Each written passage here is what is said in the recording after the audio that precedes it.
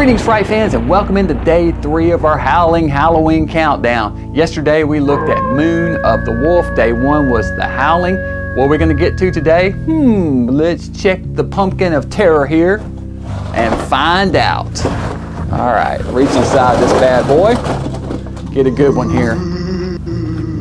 Let's see. Tonight's movie is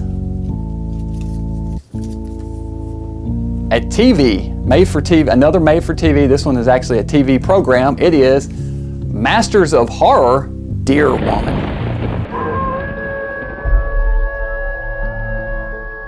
Deer Woman aired Season 1, Episode 7 of the Masters of Horror TV series on December 9th, 2005 on the Showtime network.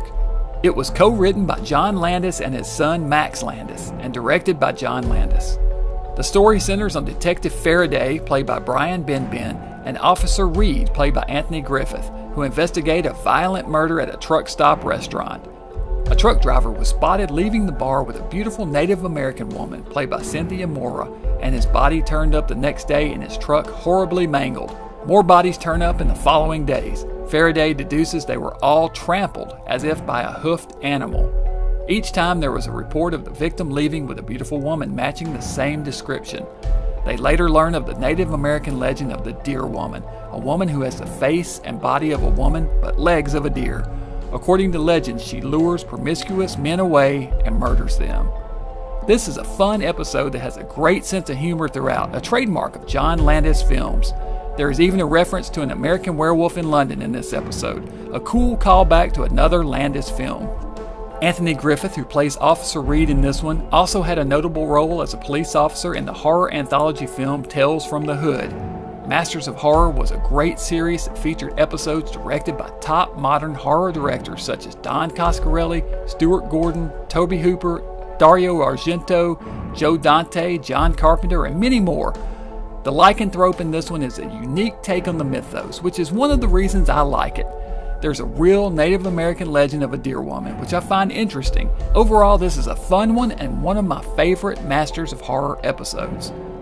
But then, I'm a John Landis fan and love everything of his that I've ever seen. Worth checking out. It's available on DVD and Blu-ray. 4 Skulls.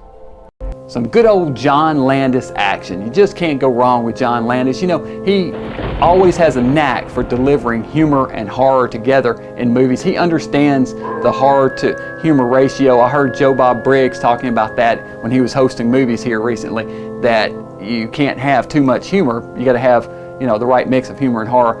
And John Landis is a master at it. He's done it in almost every movie he's ever made, and all his horror movies have a good high humor quotient, but he does the mix just right. And this is another example of it, a fine example. Masters of Horror, Deer Woman. You guys like this one? You a fan of this one? I like it, although it's not a wolf per se. It's still a lycanthrope, woman changing, you know, the whole deer shape-shifting thing. It's a shapeshifter film, so it fit in my mind. So anyway, Deer Woman, check it out if you haven't seen it, Masters of Horror, and be sure and join me back here tomorrow night for more Howling Halloween Countdown.